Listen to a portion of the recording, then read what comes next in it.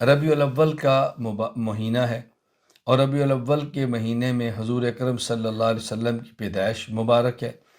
نبی پاک صلی اللہ علیہ وسلم کی وفات مبارک بھی ربیع الاول کے مہینے کی ہے، اور 12 ربیع الاول آپ کی وفات کا دن ہے، 12 ربیع الاول آپ کی پیدائش کا دن ہے۔ اگرچہ آپ کی پیدائش کے دن میں اقوال اور بھی ہیں، لیکن ایک قول 12 ربیع الاول کا بھی ہے، اور مشہور 12 ربیع الاول کا ہے۔ رسول اکرم صلی اللہ علیہ وسلم کی آمد پہ خوش ہونا یہ ہمارے ایمان کا حصہ ہے۔ جو رسول اکرم صلی اللہ علیہ وسلم کی آمد پر خوش نہیں ہے، اس کو مومن کہنا مشکل ہے۔ لیکن آپ کی آمد پر خوش ہونے کا معنی یہ کہ اس میں ڈھول بجائیں، اس میں ساز بجائیں، اس میں ڈانس کریں، اس میں بازاروں پر کھڑے ہو کر روڈ بلا کریں، اس میں گھوڑے اور گدھوں اور خچروں پر سوار ہو کر میلاد بنائیں، یہ آپ کی خوشی کا معنی نہیں ہے۔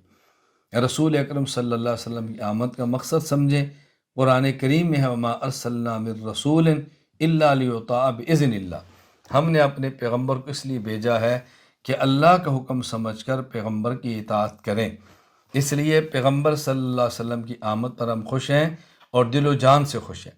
لیکن آپ کی آمد کا معنی یہ کہ اس آمد کو یوں منایا جائے کہ شریعت کی حدود کو پامال کر دیا جائے، نمازوں کا خیال نہ کیا جائے، اور بہت سارے مقامات میں مرد اور عورتوں کے درمیان مخلوط اجتماع کر کے پردے کی دھجیاں اڑا دی جائیں، اور کہیں ڈھول بجا کر پیغمبر کی سنت کو ذبح کر دیا جائے، اور کہیں روڈ بلا کر کے بیماروں اور معذوروں اور جنازوں کے لیے مسائل پیدا کر دیے جائیں، اور کہیں روڈ بلا کر کے پورے ملک کے لیے لانڈ آرڈر کا مسئلہ کھڑا کر دیا جائے، یہ پیغمبر پاک صلی اللہ علیہ وسلم کی آمد پر خوشی منانے کا مفہوم شریعت کا مزاج نہیں ہے۔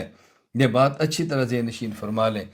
رسول اکرم صلی اللہ علیہ وسلم کی ولادت کا تذکرہ کرنا، آپ کی وفات کا تذکرہ کرنا، آپ کی صحت کا تذکرہ کرنا، آپ کے مرض کا تذکرہ کرنا، آپ کے لباس کا تذکرہ کرنا، آپ کی خوشبو کا تذکرہ کرنا، حتیٰ کہ نبی پاک صلی اللہ علیہ وسلم کے پسینہ مبارک اور بول اور براز کا تذکرہ کرنا بھی عبادت سے خالی نہیں۔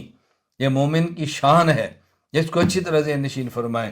لیکن باقاعدہ اس منانے کو عید کا دن قرار دینا، عید میلاد النبی کہنا، اور عید کی طرح خوشیاں منانا، یہ اور بلکہ اب تو نماز عید باجگور پڑھایا جانا، یہ ایسی چیزیں جس کا شریعت کے ساتھ کوئی تعلق نہیں ہے۔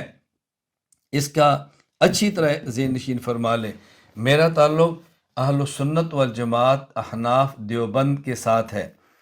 میں اہل سنت والجماعت احناف دیوبند کی ترجمانی کرتے ہوئے یہ بات عرض کر رہا ہوں کہ عید میلاد النبی منانا یہ شریعت کا مزاج نہیں ہے، اور اس میلاد النبی کے عنوان پر گھوڑوں پر، خچروں پر، گدھوں پر سوار ہونا، کہیں ساز بجنا، کہیں روڈوں کو بلا کرنا، باقاعدہ تہوار کا منانا، اور اس میں شرکت نہ کرنے والوں کو برا کہنا، یہ قطعاً شریعت کا مزاج نہیں اور شریعت سے کہیں بھی ثابت نہیں۔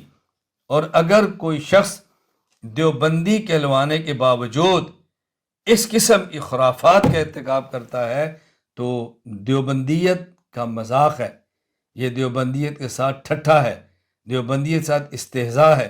دیوبندیت میرا نام نہیں ہے، میں 20 بار کہہ چکا ہوں۔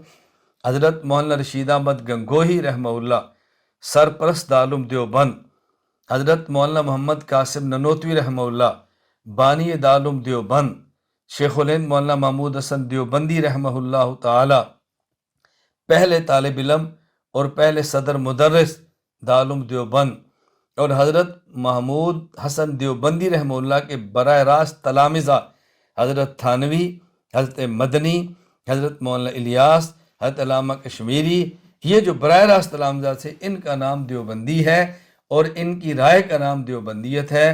اگر کوئی شخص دیوبندی کہلوانے کے باوجود ان کی رائے سے نکلتا ہے تو یہ دیوبندیت میں اختلاف نہیں ہو رہا، یہ دیوبندیت سے اختلاف ہو رہا ہے۔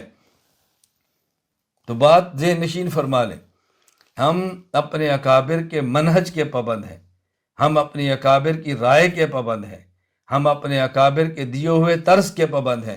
میں انشاءاللہ ثم انشاءاللہ اللہ نے چاہا تو آپ سے بارہا یہ بات کہہ چکا ہوں، جس حد تک مجھے خدا نے توفیق عطا فرمائی میں اہل سنت والجماعت احناف دیوبند کے موقف کی ترجمانی کرتا رہوں گا۔ عید میلاد النبی یہ احناف اہل سنت والجماعت دیوبند کا موقف نہیں ہے، ذہن نشین فرما لیں، بہت اچھی طرح ذہن نشین فرما لیں، الجھن کے اندر مبتلا نہ رہیں۔ میں اہل سنت والجماعت احناف دیوبند سے تعلق رکھتا ہوں۔ اہل سنت والجماعت احناف دیوبند کے ہاں عید میلاد النبی کا کوئی وجود نہیں ہے۔